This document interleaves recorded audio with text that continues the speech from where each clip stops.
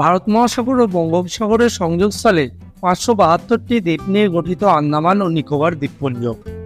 সমুদ্র, অরণ্য, চোখ জোড়ানো সি বিচের পাশাপাশি এখানে রয়েছে সভ্যতার সংস্পর্শ না পাওয়া জারোয়া উপজাতি। প্রকৃতি এখানে কথা বলে মানুষের সাথে।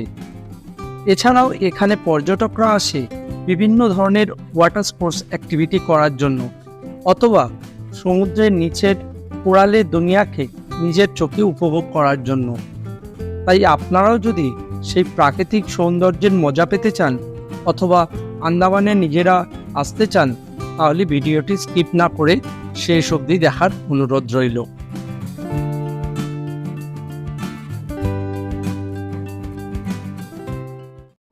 Good morning. আজকে 26শে ফেব্রুয়ারি 2024।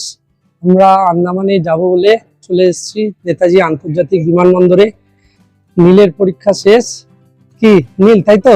হ্যাঁ। খুশি তো? এখন সবাই মিলে যাওয়া হবে। আচ্ছা, আমরা এখন বসে আছি 24 নম্বর গেটে। আমাদের ইন্ডিগোর ফ্লাইট 9টা 5 মিনিটে পৌঁছাবে হচ্ছে 11টা 20 মিনিটে। দেখা যাক ফ্লাইট ঠিকঠাক থাকে কিনা। ফ্লাইট থেকে নেবে তোমাদের সাথে আবার গল্প হয়। के नीचे रखी रक्षा जैकेट को पाउच से निकालें और इस तरह सर के ऊपर से पहने।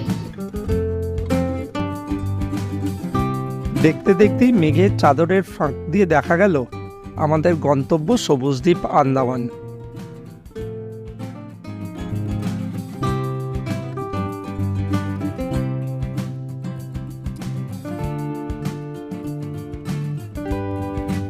আমরা যখন লাগেজ নিয়ে এয়ারপোর্ট থেকে বেরোলাম, ঘড়িতে তখন ঠিক 11:30। পোর্ট ব্লেয়ার বীর সাভারকার ইন্টারন্যাশনাল এয়ারপোর্টের ভিতরটা আর বাইরেটা খুবই সাজানো গোছানো। বছর দুয়েক আগে পুরো এয়ারপোর্টটা ঢেলে সাজানো হয়েছে।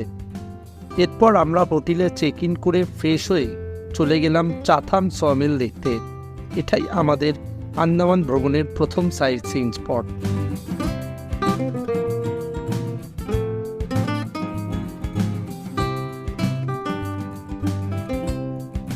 আন্দামানের জগৎ বিখ্যাত কাঠ হলো প্যাডক কাঠ।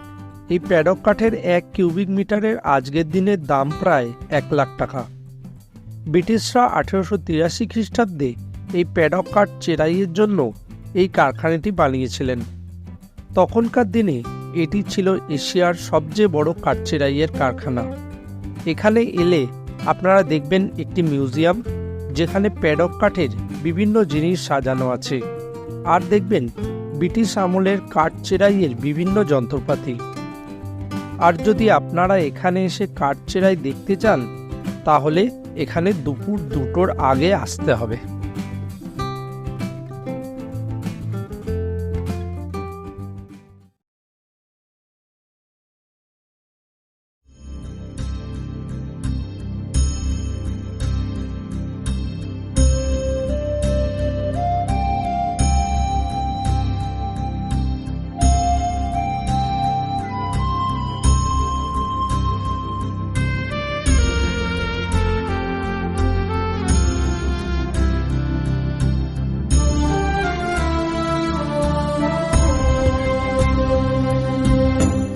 আমরা এখন এসে গেছি সেলুলার জেলের ভেতরে।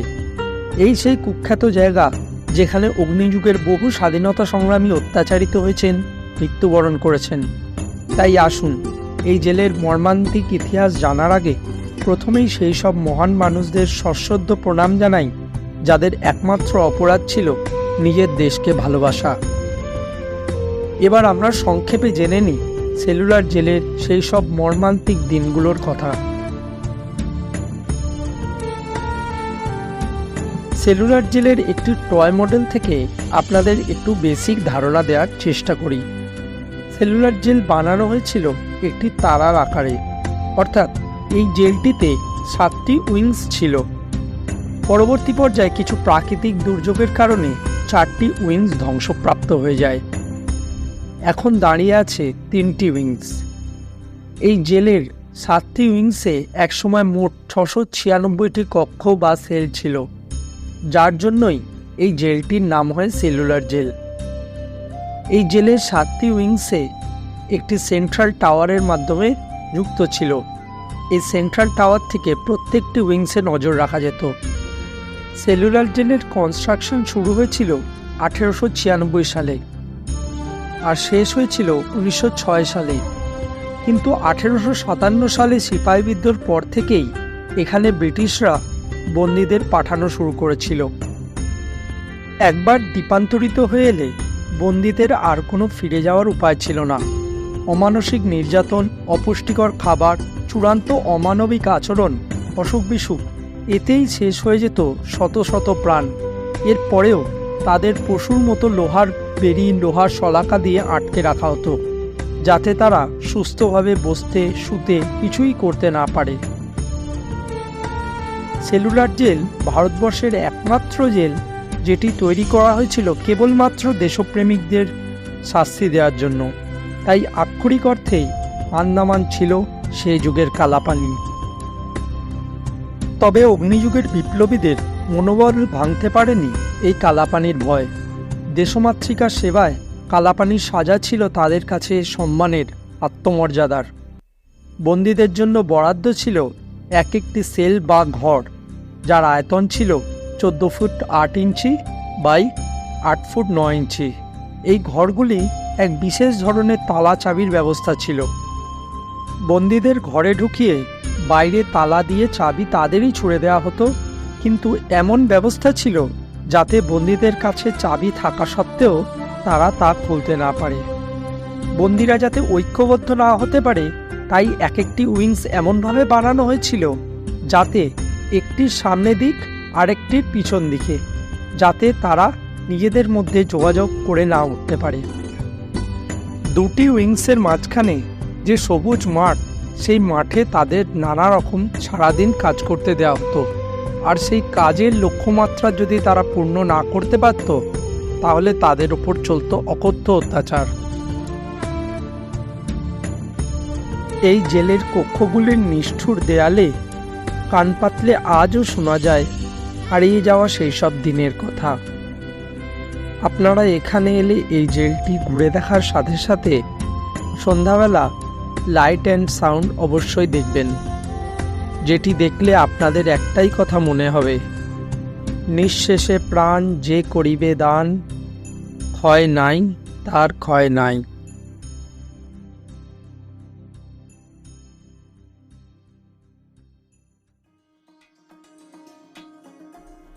সেলুলার জেল থেকে বেরিয়ে আমরা চলে এলাম ফ্ল্যাগ হোস্টিং পয়েন্টে। 1943 সালে নেতাজি সুভাষচন্দ্র বসু পোর্ট ব্লেয়ারে প্রথম ভারতের জাতীয় পতাকা উত্তোলন করেন। সেই দিনটিকেই স্মরণীয় করে রাখতে পোর্ট ব্লেয়ারে এই ফ্ল্যাগ হোস্টিং পয়েন্টটি বানানো হয়েছে। 150 ফুট উঁচু এই পতাকা স্তম্ভটি আপনারা বহু দূর থেকে দেখতে পাবেন। তাই পোর্ট ব্লেয়ারে বেড়াতে এসে আপনারা মেরিনা পার্কে এই ফ্ল্যাগ হোস্টিং পয়েন্টটিতে চলে আসুন। জায়গাটি আপনাদের খুবই ভালো লাগবে। আর এর ঠিক উল্টো দিকেই আপনারা দেখতে পাবেন রস আইল্যান্ড।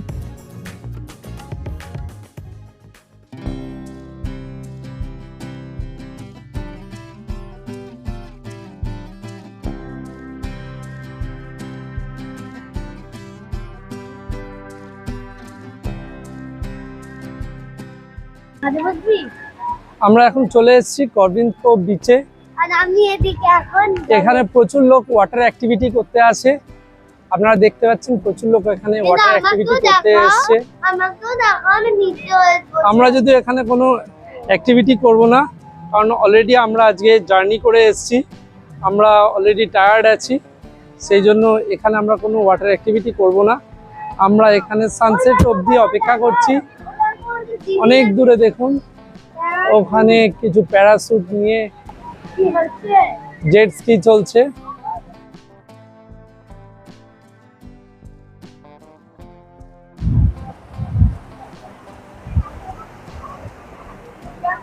প্রচুর লোক এখানে ওয়াটার অ্যাক্টিভিটি করতে এসছে, খেলা করছে বাচ্চারা, কিছু লোক চান করছে। আর বিচটা অনেক বেশি লম্বা, প্রচুর লোক এখানে এসছে। বেশিরভাগ লোক এখানে আসে সানসেট দেখার জন্য। ওইদিকে কিছু দোকান আছে, খাওয়ার দোকান, জিনিসপত্রের দোকান। তবে জিনিসপত্র সবই দাম একটু বেশি, আপনারা চাইলে যেতে পারেন বা কিনতে পারেন। আন্দামান ভ্রমণের প্রথম দিন শেষ হলো করভিনস্কোপ বিচের এনজয়মেন্টের মাধ্যমেই। আমরা এরপর ফেরত গেছিলাম সেলুলার জেলের লাইট অ্যান্ড সাউন্ড শো দেখতে, কিন্তু সেখানে ফটোগ্রাফি বা ভিডিওগ্রাফি করা নিষিদ্ধ, তাই সেটি আপনাদের দেখাতে পারলাম না। আজকের ভিডিও কেমন লাগলো কমেন্ট করে অবশ্যই জানাবেন, আর এই রকম আরও ভিডিওর আপডেট পেতে চ্যানেলটিকে সাবস্ক্রাইব করে নেবেন। সবাই ভালো থাকবেন, দেখা হবে আগামী পর্বে। ধন্যবাদ।